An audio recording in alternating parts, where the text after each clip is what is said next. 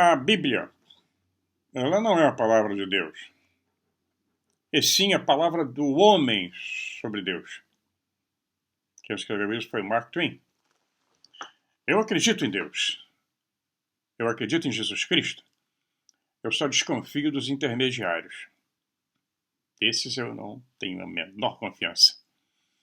Para nós começarmos a falar sobre Elohim, sobre os discos voadores e a Bíblia, eu comecei no vídeo passado. Foi só uma introdução. Alguém escreveu nos comentários aí que eu parecia cansado. Não parecia não, eu estava cansado, muito cansado. Às vezes eu tenho que matar um dragão por dia, às vezes eu adoro dragões, eu tenho vários. É apenas uma metáfora. Então, para começar a entender esse assunto dos discos voadores e os seres interdimensionais ou interplanetários, seja lá o que for, intraterrenos, ultraterrenos, nós temos que ter uma chave. E a chave é o seguinte: toda vez que um de vocês vê a palavra Deus na Bíblia, é Elohim. Quando vê Altíssimo, é o Elion, que é o chefe maior. Senhor ou Eterno seria o Yahvé. Guardem isso. E aí vocês vão poder entender muito melhor o que está escrito ali. Né? Então nós vamos lá. Gênesis 6, versículo 2. É super famoso. Então, os Benai Elohim, os filhos dos Elohim, viram as filhas de Adão e viram que elas eram extensões adequadas. Pois é. Então, eles transgridem a lei e resolvem se relacionar com essas mulheres. Nós vamos ver que os filhos dos Elohim, os Benai Elohim, contrariaram todas as ordens que o Elion, o chefão, tinha dado, e com isso causam um reboliço gigantesco no nosso planeta. Vamos ver aqui no estudo do livro do Gênesis, né, no Antigo Testamento, seres de grande estatura, chamados de gigantes, aparecem, né? E alguns estudiosos acreditam que eles surgiram depois que anjos poderosos, conhecidos como os observadores, ou watchers, né? Desceram à Terra e usaram as mulheres, ou seu material biológico, para construir corpos de carne que eles usaram para se estender no mundo material. Entenderam? Os livros apócrifos de Enoque 2, livro de Esdras e Gênesis apócrifo também, todos são livros apócrifos. Gênesis apócrifo, tem esse que está na Bíblia de vocês e tem o apócrifo. E o livro de Jessé. Eles apoiam a história do Gênesis, acrescentando que o pecado dos anjos cresceu para incluir a modificação genética de animais e também de humanos. Então, quando se fala que pecou, os anjos pecaram, não quer dizer sempre trepar, não. Não é só isso. Pecar e desobedecer uma ordem. O pessoal liga muito isso a sexo. A Igreja Católica Romana, protestante, nossa, pecado é sexo. É o príncipe, aquela coisa nojenta, pegajosa, as vergonhas de fora. Virou vergonha, virou uma coisa pecaminosa. Não tem nada a ver. O pecado aí nessa história significa transgredir a lei. Isso que é pecado. Então, depois que os anjos caídos, aí sim, entraram nas filhas dos homens, os filhos dos homens ensinaram a mistura de animais de uma espécie com a outra, e com isso provocaram a ira do Senhor. Não só animais, como plantas também. É claro que tem a metáfora da ira do Senhor, né? O dilúvio e todo o desastre que veio acontecer, que nós chamamos de Yongdria, aconteceu de uma forma natural. Quer dizer, eu acho. Não temos certeza. Ninguém tem. Então, essa referência está clara no registro de Gênesis 6, que ilustra que animais foram incluídos em quaisquer experimentos entre espécies que estavam sendo conduzidos, e que esta atividade resultou num julgamento de Deus. O livro de Enoque também apoia esse registro, dizendo que depois que os anjos caídos fundiram seu DNA com as mulheres, eles começaram a pecar contra pássaros, animais, répteis e peixes. Pecar. Transgrediram as ordens e fizeram experimentos genéticos. Jesus Cristo fala no Novo Testamento, quando, se não me engano, Pedro pergunta a ele, mestre, quando será a vinda do Filho do Homem? Ele fala, será quando nós estivermos como nos tempos de Noé. Que foi quando aconteceu essa mistureba toda. No tempo do rei Jared, quando os anjos descem no Monte Hermon, no paralelo 33. 33 é o mais alto grau da maçonaria. 33 é a idade de Jesus Cristo quando foi crucificado, mas não é correto. 33, paralelo 33. Todas essas grandes cidades megalíticas importantes, a maioria delas estão nessa faixa do paralelo 33, cidade do Cairo é uma delas. Muito bem. Então, o Antigo Testamento, né, contém referências associadas a mutações genéticas que se desenvolveram entre humanos após essa atividade, incluído o tamanho incomum, eles eram muito altos, e a força física também era muito forte. Tinham 6 dedos, apetite animal por sangue e até mesmo características semelhantes às de um leão, né, com cara de homem, corpo de leão, ou vice-versa. Nós vamos encontrar isso no 2 Samuel, capítulo 21, 20, 23, 20. Então, a corromper a barreira de espécies no qual cada criatura deveria se recriar de acordo com a sua própria espécie, e os observadores misturaram com sucesso o DNA humano e animal, combinando traços hereditários de diferentes espécies em uma única mutação nova. É o que se supõe. Eles queriam fazer um ser inteiramente novo. E aí vem o Nefilim. O Nefilim poderia ter subitamente possuído a inteligência e os instintos combinados. Podia ver, ouvir, cheirar, reagir ao ambiente de várias formas de vida de maneiras desconhecidas para a criação. E é isso que aconteceu. Nós vamos ver isso no Egito, em vários lugares do mundo. Quimeras, bichos monstruosos, centauros, cavalo com cabeça de homem, e vice-versa, cabra, e vai por aí afora, homem, escorpião. Tem uma infinidade de gravuras nos museus. Normalmente eles escondem no cantinho mais reservado. Alguns museus nem mostram, os livros clássicos também não mostram. É preciso futucar para descobrir. Mas, como eu sempre digo, aqueles pesquisadores do século XIX e início do século XX foram ótimos, porque eles não estavam com restrições na época. Então os livros deles são os melhores. O Zecharia Sitchin, que também colocou isso tudo de uma forma simples e pública, né, e outros autores copiaram.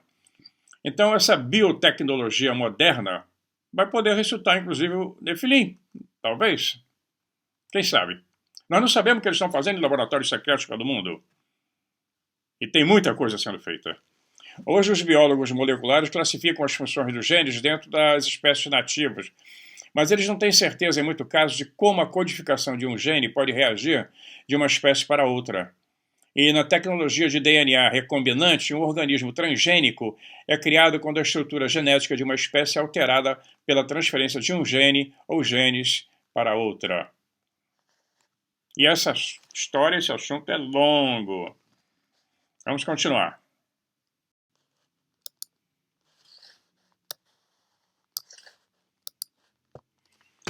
Bom, hoje os biólogos moleculares, eles classificam as funções dos genes dentro de espécies nativas, mas eles não têm certeza, em muitos dos casos, de como essa codificação de um gene pode reagir de uma espécie para outra. Então, na tecnologia do DNA recombinante, um organismo transgênico é criado quando a estrutura genética de uma espécie é alterada pela transferência de um gene ou genes para outra. E isso aí vai mudar tudo, muda toda a estrutura genética do animal, sua prole, vai por aí afora, modalidades sensoriais, propensões a doenças, personalidade, traços de comportamento, entre outras coisas. Tem muito cachorrinho aí que o pessoal compra, que já são geneticamente modificados, gatos também, cheio de doenças, cheio de problemas, são as coisinhas bizarras, alguns são até bonitinhos, e nós não temos ideia do que eles fazem por aí. Essa manipulação transgênica já existe em muitas partes do mundo. Na China fez agora há pouco tempo, se não me engano, no ano passado, com um bebê, e a coisa sumiu da mídia. O governo chinês disse que era ilegal e proibiu terminantemente que se fizesse isso, né? Então,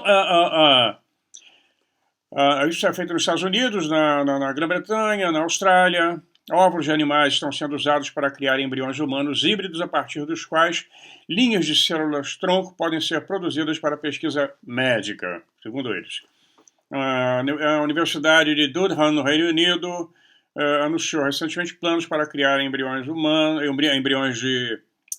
criar embriões híbridos de coelhos e humanos, bem como embriões de quimera, misturando genes humanos com o da vaca. Olha a história se repetindo. Então, mais alarmante ainda que pesquisadores já conseguiram reanimar tecidos de células mortas.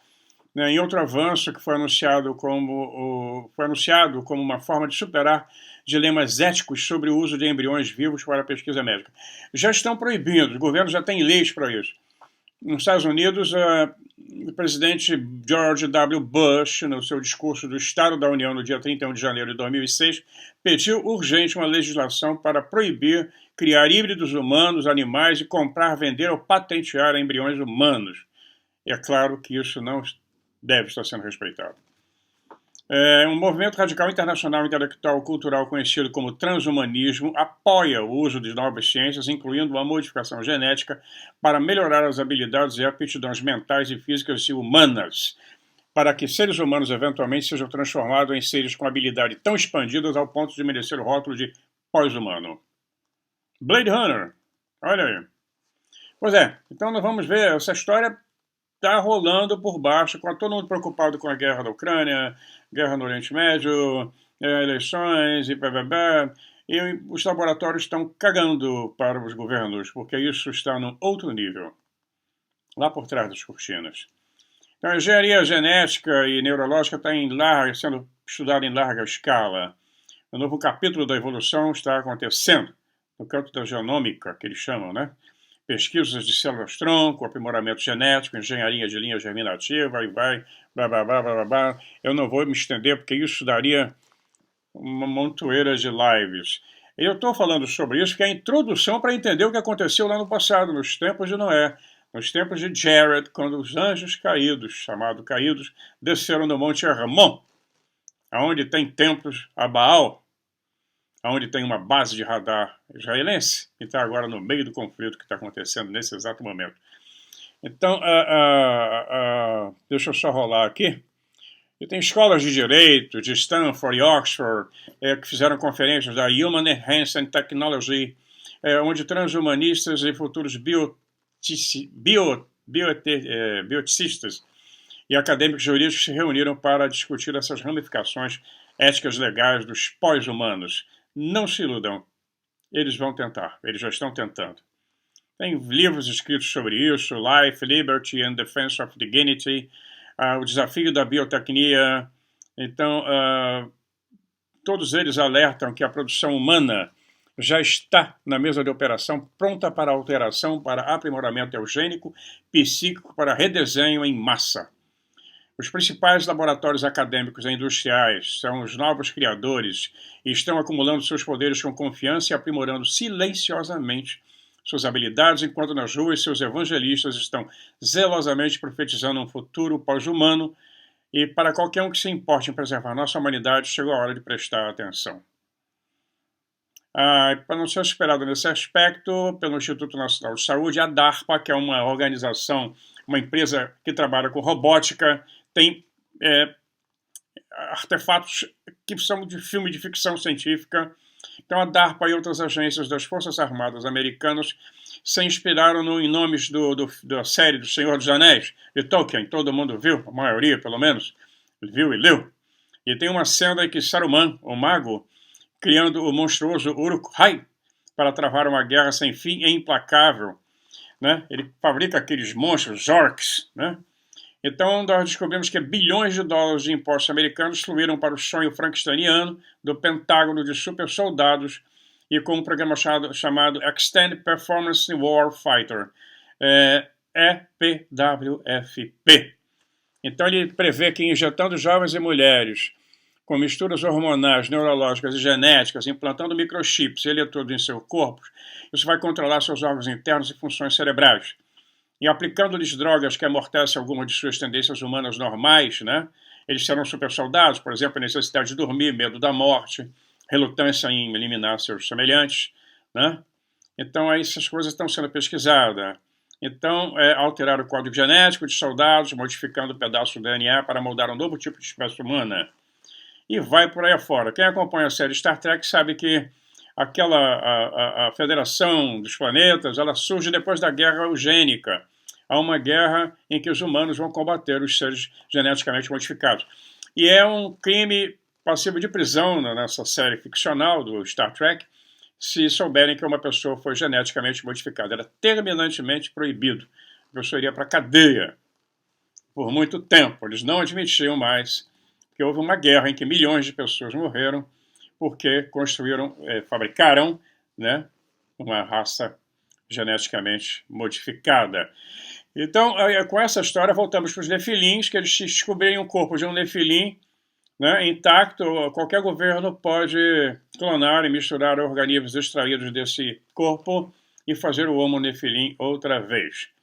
Se nós formos acreditar, como o Mauro Bigueiro fala, vamos pensar que é tudo verdade. Facciamo finta. Vamos fingir que é tudo verdade. E se nós formos então olhar que as histórias bíblicas são reais, né, tal descoberta pode ser feita algum dia e talvez já tenha sido e esteja sendo mantida em segredo. Né? Então, nós vamos voltar agora para a Bíblia no livro de Isaías, capítulo 26, versículo 14, na versão do Wilhelms. Porque tem várias versões. Eu tenho, como eu disse para vocês, eu tenho aqui a Almeida Revista e Atualizada. Contém vários erros, mas eu tenho também a James. Tenho várias versões porque eu comparo. Então, eu fiz uma lista para fazer esse vídeo, eu não vou colocar aqui. Mas nessa versão do Wilhelms, ele fala que no livro de Isaías 26:14, ele acha que pode ser preocupante, pois pode refletir uma oração do profeta e uma petição a Deus para não permitir que os gigantes reencarnassem novamente. Tem outro estudioso, um exegeta, né, Ellicott, que ele faz para leitores da língua inglesa. Ele fala, eles estão mortos, ele fala esse versículo. Numa tradução mais, quer dizer, ninguém sabe, mas a que mais se aproxima do original, né, do grego e depois do hebraico, que foi feita a transliteração do hebraico, fala o seguinte, deixa eu ler para vocês. Os mortos não viverão. As sombras do Refaim, que está escrito como Isaías 14:9, não ressuscitarão. Então o escritor expressa o senso de segurança de Israel com relação a outros seres que agora desapareceram da terra. Portanto, eles pedem que o Deus, o Elohim, faça com que eles nunca mais reapareçam e que todos os traços da sua supremacia sejam obliterados, toda a sua memória, tudo, né? Então, deixa eu ler aqui o capítulo para vocês entenderem.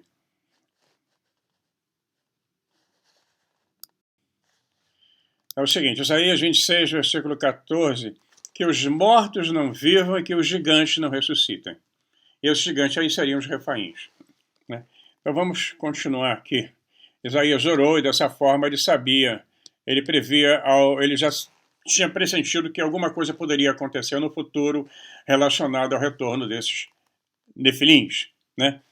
Então, o refaim que eles se referem no versículo, no hebraico, tá, refaim, eles são vistos como os espíritos dos nefilins mortos.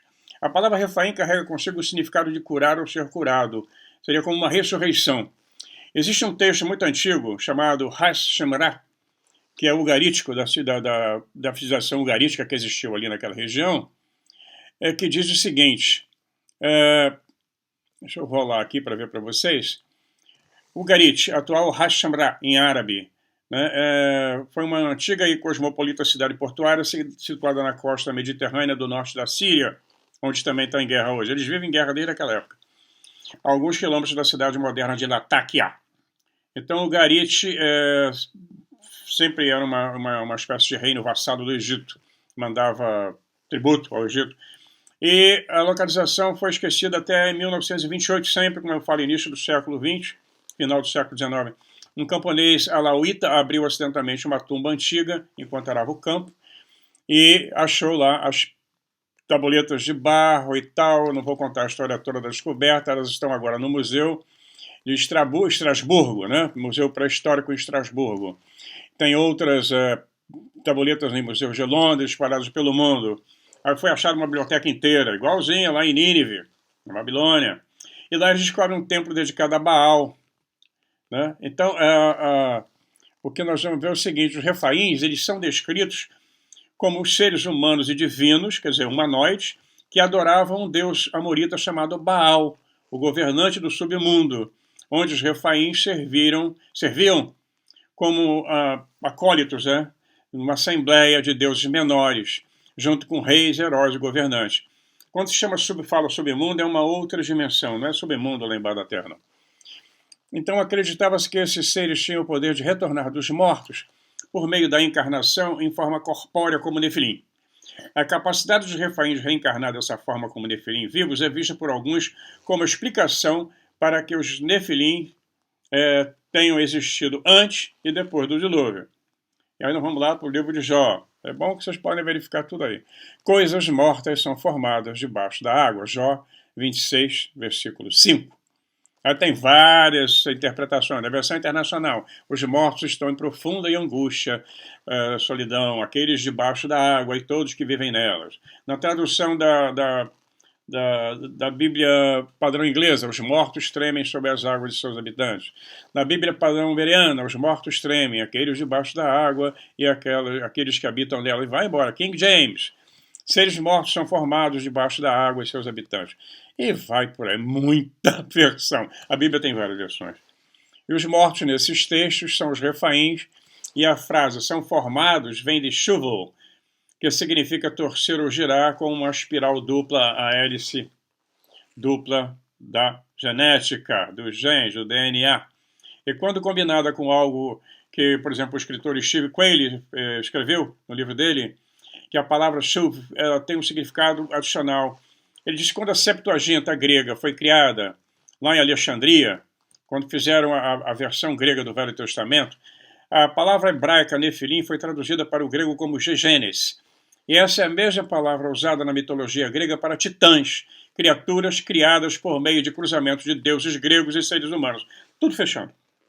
A palavra em inglês gene, genética, né? Olha aí, são construídas em torno da mesma palavra raiz que genes, genea, que significa raça ou espécie.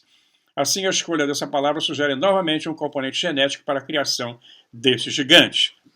E aí nós vamos lá para Isaías, profeta Isaías, né? Filho de Amós. Ele viu contra a Babilônia, ele estava lá, e ele diz o seguinte: levante um estandarte na montanha da planície, exalte a voz para eles e acene com a mão. Abra os portões, ó governantes. Eu dou ordens e trago. Gigantes estão vindo para cumprir a minha ira. Pois eis, o dia do Senhor está chegando, do qual não se pode escapar. Um dia de ira e fúria para tornar o mundo desolado. E a Babilônia será como quando Deus destruiu Sodoma e Gomorra. Nunca mais será habitada. Os monstros descansarão ali. Os demônios dançarão ali. E os sátiros habitarão ali. Isaías 13, 1, 3, 9, 19 e 22, da versão Septuaginta. O que está acontecendo na Babilônia, onde hoje é o Iraque, e na biotecnologia de hoje, nós vamos ver que nós podemos estar testemunhando o cumprimento da profecia bíblica e aquilo que Jesus Cristo falou, como nos tempos de Noé. Pois é. Pois é. Muito além dos confins inexplorados da região mais brega da borda ocidental desta galáxia, há um pequeno sol amarelo e esquecido. Girando em torno desse sol a uma distância de cerca de 148 milhões de quilômetros, há um planetinha verde azulado absolutamente insignificante, cujas formas de vida descendentes de primatas são tão extraordinariamente primitivas que ainda acho que ter um celular é uma boa coisa. Esse planeta tem, ou melhor, tinha, o seguinte problema: a maioria de seus habitantes estava quase sempre infeliz. Foram sugeridas muitas soluções para esse problema, mas a maior parte delas dizia respeito basicamente à movimentação de pequenos pedaços de papel colorido com números impressos. O que é curioso, já que em geral não eram os tais pedaços de papel colorido que faziam com que as pessoas se sentissem felizes. Elas eram muito infelizes. E assim o problema continuava sem solução. Muitas pessoas eram más e a maioria delas era muito infeliz, mesmo as que tinham telefones celulares. Um número cada vez maior de pessoas acreditava que havia sido um erro terrível da espécie descer das árvores. Algumas diziam que até mesmo subir nas árvores tinha sido uma péssima ideia e que ninguém jamais deveria ter saído do mar. Então, chegamos aonde nós estamos. Homo sapiens sapiens, será? Todo mundo se matando, o mundo em convulsão. Pois é, mas o passado espelha o futuro. O futuro está contido no passado, dizia o Zecharia Sitchin. As coisas estão ficando animadas. É isso aí, pessoal. Muito obrigado a todos vocês que prestigiam o nosso canal. É um canal pequenininho, mas nós já alcançamos 2.100.000 visualizações. É um canal desmonetizado. Mas vamos lá. Continuar batendo esse nosso papo. Às vezes acontecem falhas, às vezes o vídeo não é exatamente aquilo que eu queria fazer, mas isso faz parte da aventura, faz parte do jogo da vida. Muito obrigado a todos vocês, um abração. Magdalena hoje está com a netinha. Está um dia belíssimo aqui, um céu azul de rachar. A temperatura hoje foi 5 graus de manhã e 16 agora, a máxima. É uma noite maravilhosa. Ok? Se cuidem e votem bem, para depois não ficar resmungando. Ai, ai, ai. Eu hoje não vou falar de política. Não. Deixa pra lá. Um abração.